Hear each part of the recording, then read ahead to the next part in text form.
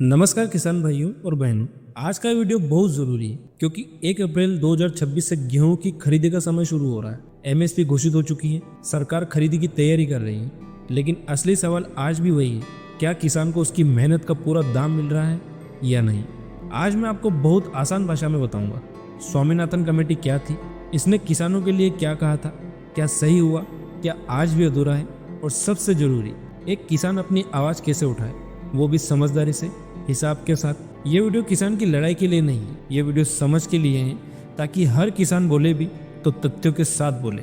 भाई एक सीधा सा सवाल सुनो, अगर एक किसान 1 एकड़ गेहूं उगाने में बीज, खाद, दवाई, मजदूरी, सिंचाई, डीजल, ट्रैक्टर, ब्याज और अपनी जमीन की कीमत जोड़े तो मान लो 30,000 का खर्च करता है, तो क्या सिर्फ उसको उतना ही मिलना चाहिए कि सिर्फ उसका खर्च निकले, या फिर उसकी मेहनत, जोखिम, समय और परिवार की मेहनत जोड़कर उसको मुनाफा भी मिलना चाहिए। यही सवाल स्वामीनाथन कमेटी ने उठाया था और यहीं से शुरू होती है किसानों के हक की असली बात। सबसे पहले समझते हैं हम कि स्वामीनाथन कमेटी का पूरा नाम क्या था।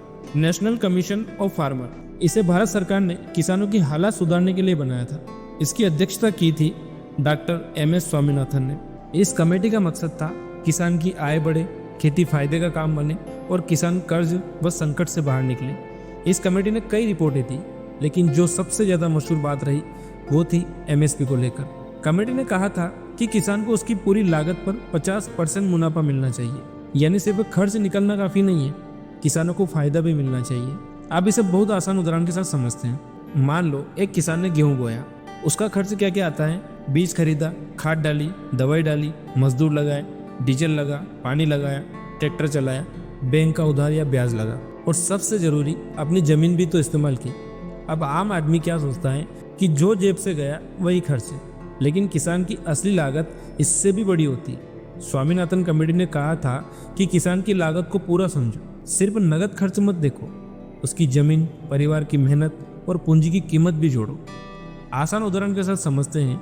मान लो 1 एकड़ गेहूं में बीज 2500 का लगा, खाद दवाई 5000 की लगी, मजदूरी 6000 की लगी, सिंचाई और डीजल 4000, ट्रैक्टर और बाकी खर्च 2500। ये हुआ सीधा खर्च 20,000 का।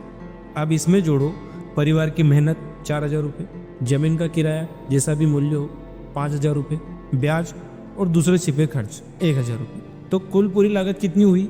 30,000। अब स्वामीनाथन कमेटी क्या कहती है कि 30,000 प्लस 50% मुनाफा, यानी आपका टोटल बनता है 45,000। यानी किसान को ऐसा दाम मिलना चाहिए जिससे वो सिर्फ जिंदा ना रहे बल्कि आगे भी बढ़ सके। यही बात किसानों के दिल पे लगती है, क्योंकि किसान भी इंसान है, उसे भी घर चलाना है, बच्चों को पढ़ाना है, कर्ज चुकाना है और इज्जत से जीना भी है। अभी केंद्र सरकार ने 2026-27 के गेहूं का MSP 2585 प्रति कुंटल तय किया है। मध्य प्रदेश सरकार ने इसके ऊपर 40 रुपये बोनस की घोषणा की, जिससे किसानों को कुल 2625 रुपये प्रति कुंटल मिल सकता है। अब आते हैं आज की बात पर। अब किसान के मन में सवाल उठता है, अगर MSP बढ़ी है तो क्या किसान खुश हो जाना चाहिए?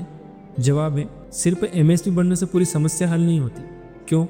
क्योंकि असली बात सिर्फ रेट की नहीं है, असली बात यह है क्या हर किसान की खरीदी होगी, क्या समय पर भुगतान मिलेगा, क्या नमी, तोल, कटौती और ग्रेडिंग में ईमानदारी होगी, क्या छोटे किसान को भी लाभ मिलेगा या सिर्फ कागजों में ही रहेगा, क्या MSP सच में उसकी पूरी लागत और सम्मानजनक मुनाफे को छू रही है। और यही किसान का दर्द शुरू होता है। अब संतुलित बात करते हैं। जो सही हुआ है उसे सही कहना भी जरूरी है। सही क्या हुआ?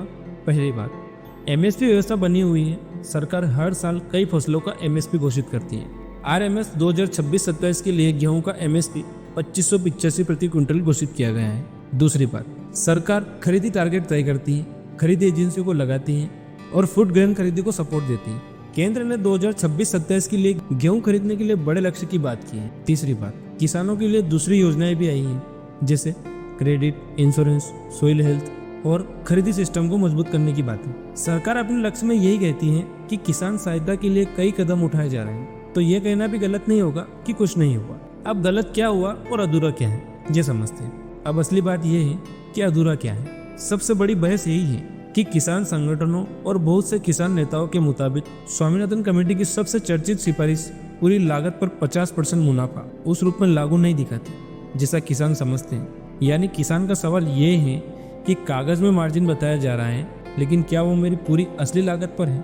दूसरी बात, हर किसान को एमएसपी का लाभ प्रैक्टिकली नहीं मिलता। कई किसान खुले बाजार में कम दाम पर बेचने को मजबूर हो जाते हैं। तीसरी बात, छोटा किसान सबसे ज़्यादा दबता है। उसके पास भंडारण नहीं है, रोकने की ताकत नहीं है, दलाल से लड़ने की ताकत नहीं है और पेपर वर्क में भी दिक्कत होती है। चौथी बात, किसान की लागत तेजी से बढ़ती है। डीजल, मजदूरी, खाद, सिंचाई सब महंगा होता जा रहा है, लेकिन किसान को हमेशा ऐसा महसूस नहीं होता कि दाम उसी रफ्तार से बढ़ रहे हैं। तो नतीजा क्या हुआ? कुछ सही हुआ है, लेकिन किसान का मुख्य दर्द अभी भी पूरी तरह खत्म नहीं हुआ है। अब किसान क्या करे? सिर्फ गुस्सा नहीं, समझदारी भी। अब सबसे जरूरी हिस्सा है, किसान भाई सिर्फ नाराज होने से पूरी बात नहीं बनेगी। हिसाब जानो, रिकॉर्ड रखो और फिर आवाज उठाओ। आपको क्या करना चाहिए? पहली बात, अपनी फसल का पूरा खर्च लिखो।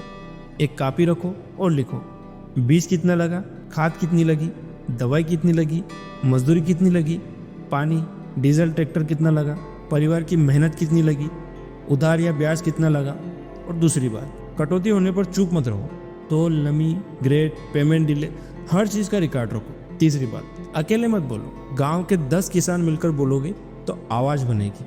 चौथी बात, एमएसपी का मतलब समझो और अपने बच्चों को भी समझाओ। जिस किसान को अपनी लागत नहीं पता, वो अपना हक ठीक से नहीं मांग सकता। तो भाइयों और बहनों, स्वामीनाथन कमेटी सिर्फ एक रिपोर्ट नहीं थी, वो किसान की इज्जत की बात थी।